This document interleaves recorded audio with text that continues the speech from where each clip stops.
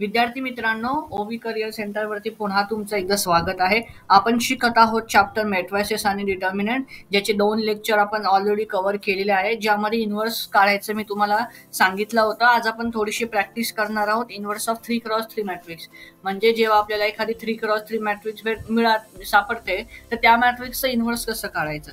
आता बघा, 2x2 मॅट्रिक्सचं inverse काढणं सोपं असतं आणि 2x2चं मॅट्रिक्स काढायला 2 मेथड आहे. एक तर शॉर्टकट मेथड पण मी डिस्कस केली होती आणि एक फॉर्मल मेथड पण डिस्कस केली होती. पण शॉर्टकट मेथड तुम्ही फक्त सीईटीला वापरायची, बोर्डाला नाही. तर आज आपण 3x3 मॅट्रिक्सचे काही प्रश्न आणलेत, ज्याला आपण अडजॉइंट मेथडने सोडवणार आहोत.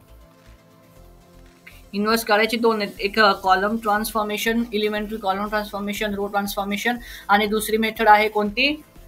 दुसरी मेथड आहे आपली ही वाली अडजॉइंट मेथड. तर अडजॉइंट मेथडने इन्व्हर्स काढण्यासाठी एक फॉर्म्युला आहे. ए इन्व्हर्स असतं adjoint of A upon determinant of A. आता पुढचं फक्त फॉर्म्युला लक्षात ठेवा, कसं लिहायचं काय लिहायचं पुढे एक्झाम्पल मध्ये सांगतो. पण आय गेस तुम्हाला कळालंय. डिटर्मिनंट काय असतं हे पण तुम्हाला माहिती आहे, adjoint कसं काढतात ते पण माहिती आहे. adjoint कसं काढतात सर, कोफॅक्टरची मॅट्रिक्स काढा, त्याचा ट्रान्सपोज घेऊन घ्या की तुम्हाला adjoint मिळतं. कोफॅक्टर कसं काढायचं सर, सीआरजीचा फॉर्म्युला असतो -1 to the power I plus J into MIJ. Sir MIJ काय असतो? MIJ मायनर असतो. कसं काढायचं? आय रोला जे कॉलमनं सोडून द्यायचं, उरलेला एलिमेंट असतो तुमचा मायनर.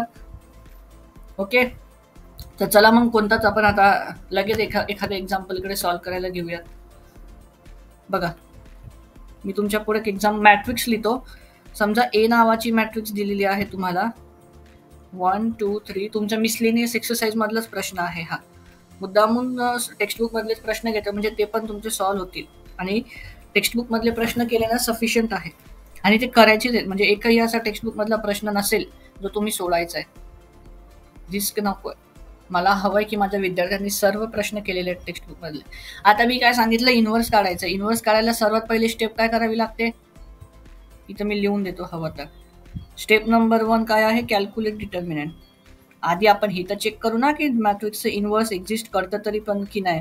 आपल्याला इन्व्हर्स काढायचं आहे, पण आधी आपण चेक करू शकतो इन्व्हर्स अस्तित्वात आहे की नाही. ते कसं? डिटर्मिनंट. मग डिटर्मिनंट काय येणार? 1 into 7 minus 20 minus 2 into 7 minus 10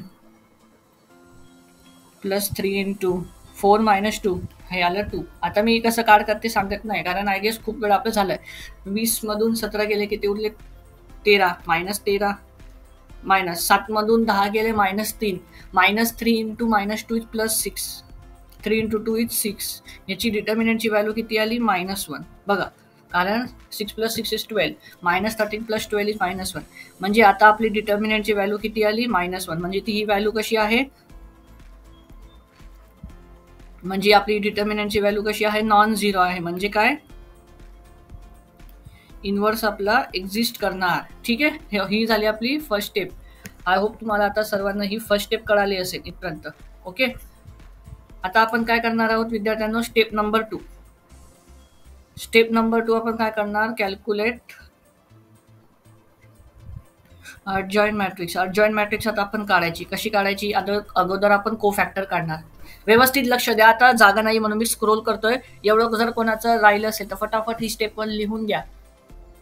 I hope तुम्ही आता ही स्टेप 1 लिहिली असेल. स्टेप 2 कडे जाऊयात. आता आपल्याला काय करायचे? अडजॉइंट मॅट्रिक्स काढायची. तर सगळ्यात अगोदर आपल्याला M11 काढावं लागेल.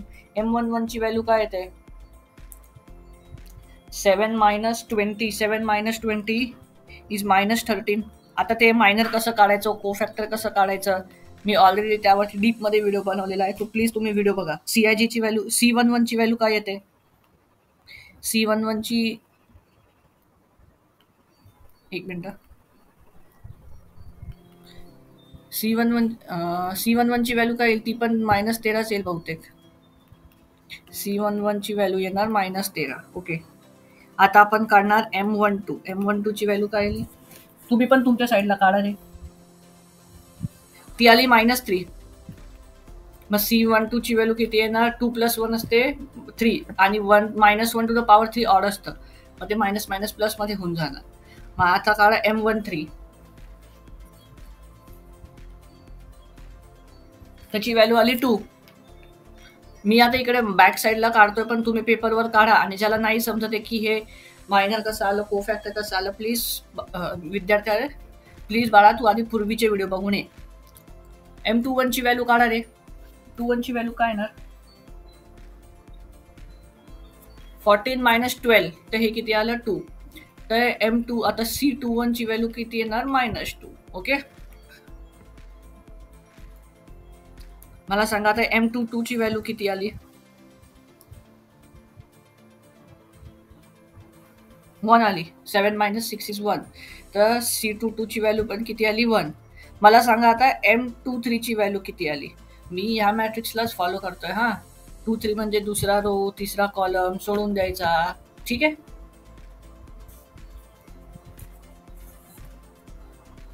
4 मायनस 4 0 आली रे. हे तर हे 0 आलं. मग C23 ची व्हॅल्यू पण काय ना 0. आता आपण इकडे काढूया C31. नाही, आधी आपण M31 काढू. आधी आपण काय काढणार M31. बघा इकडे लक्ष द्या. 5 × 2 10. 10 मायनस 3 इज 7. आणि C31 ची व्हॅल्यू पण किती आली 7. M32 ची व्हॅल्यू किती आली? तिसरा रो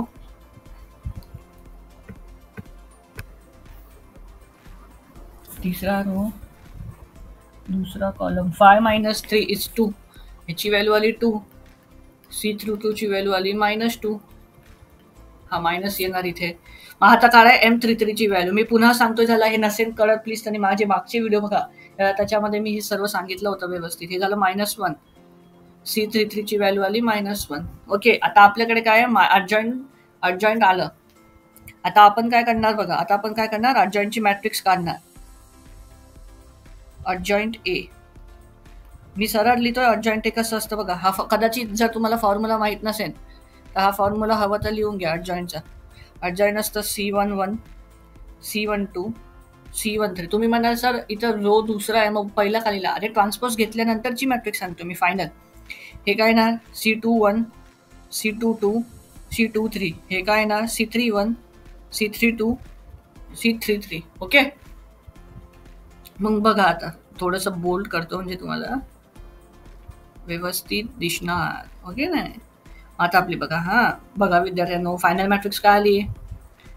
-13, 3, 2.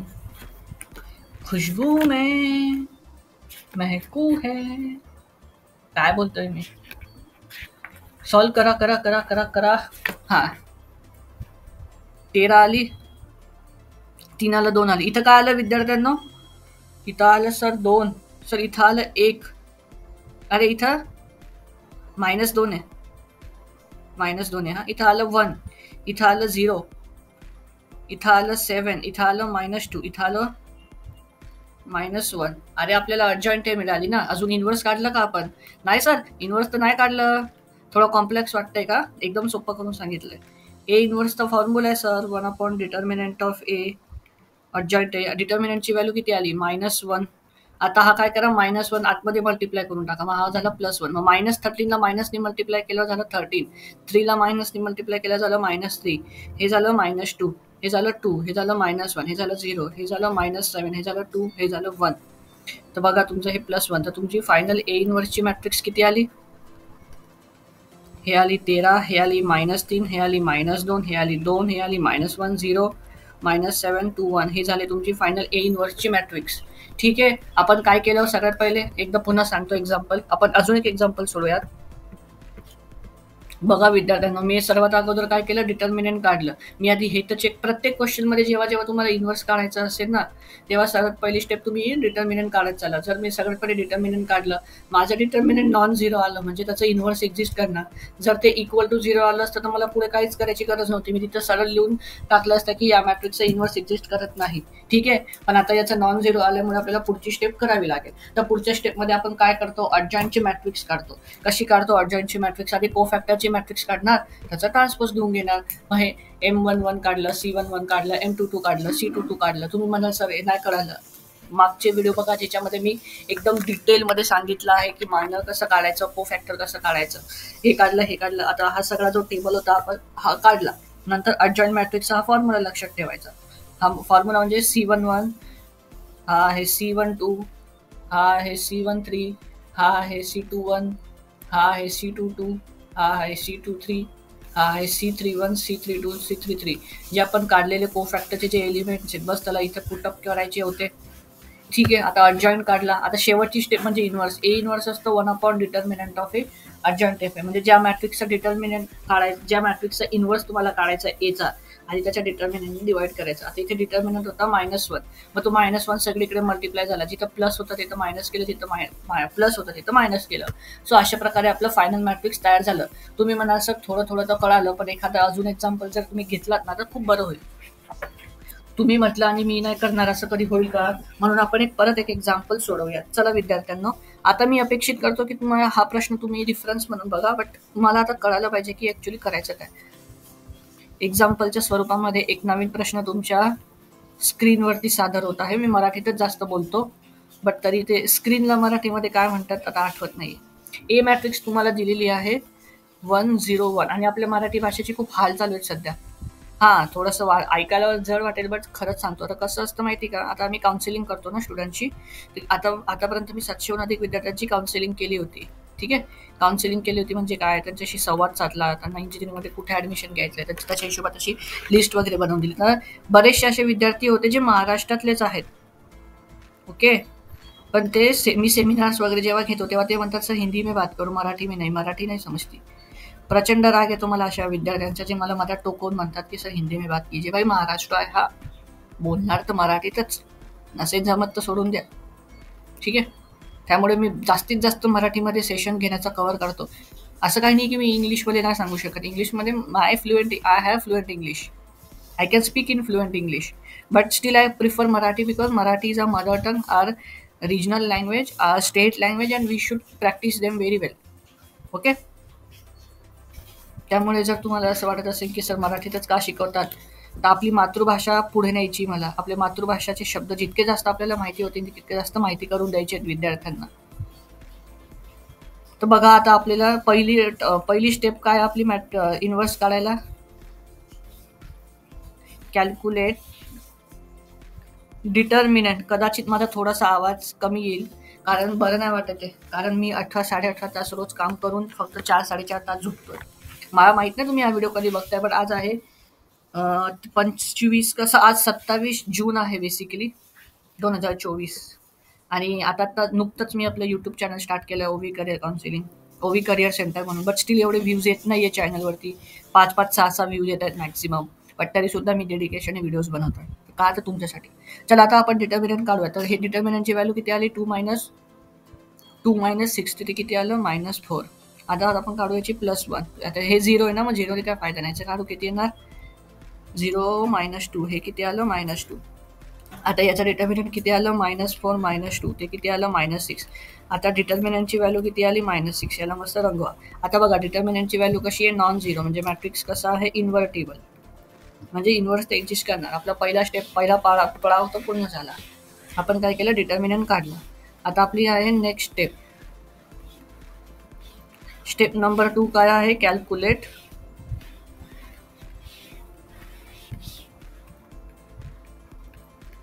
अर्जॉईंट मॅट्रिक्स. आता आपल्याला अर्जॉईंट मॅट्रिक्स काढायची. तर मागासारखा आता आपल्याला आधी प्रत्येक एलिमेंटचे मायनर आणि कोफॅक्टर काढावे लागतील.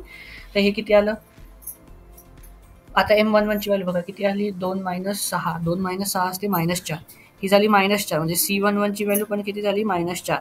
आता काढा M12, 0 - 3 इज -3. C12 ची व्हॅल्यू आली 3.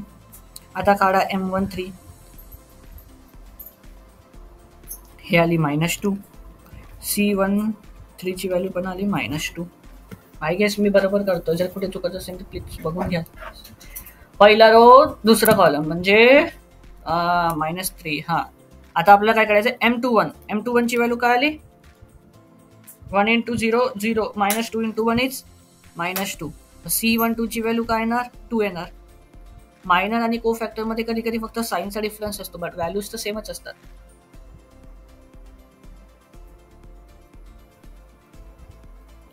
याची व्हॅल्यू आली 0, मग C22 ची व्हॅल्यू पण काय येणार, 0 येणार. ओके, M23 ची व्हॅल्यू सांगता का कोणी, 2 × 1 -0 × 1, ह्याची व्हॅल्यू आली 2. मग C23 ची व्हॅल्यू पण किती आली, 2. ओके, आता आपण काढणार आहोत C31.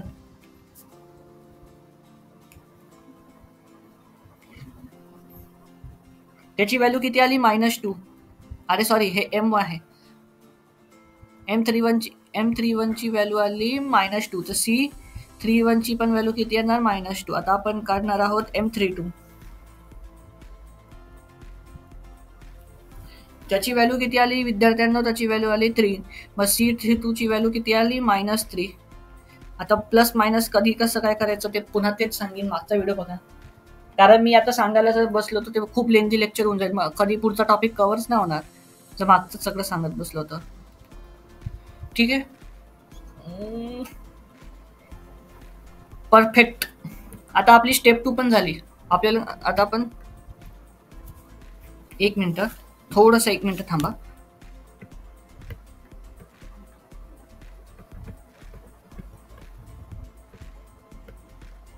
बघा आता आपण काय केलं, अर्जंट मॅट्रिक्स पण आता आपली इथं आपण सगळं मायनर्स वगैरे काढून घेतले. ओके, आता आपण काय करणार आहोत, अर्जंट मॅट्रिक्स काढणार आहोत. अर्जंट एचा फॉर्म्युला मी हवं तर तुम्हाला लिहून दिला होता, परत एकदा लिहून देतो. अर्जंट एचा फॉर्म्युला असतो C11, C12, C21, थोडंसं डार्क करतो याला, C21, C22, C23, C31, C32 आणि C33. तर बघा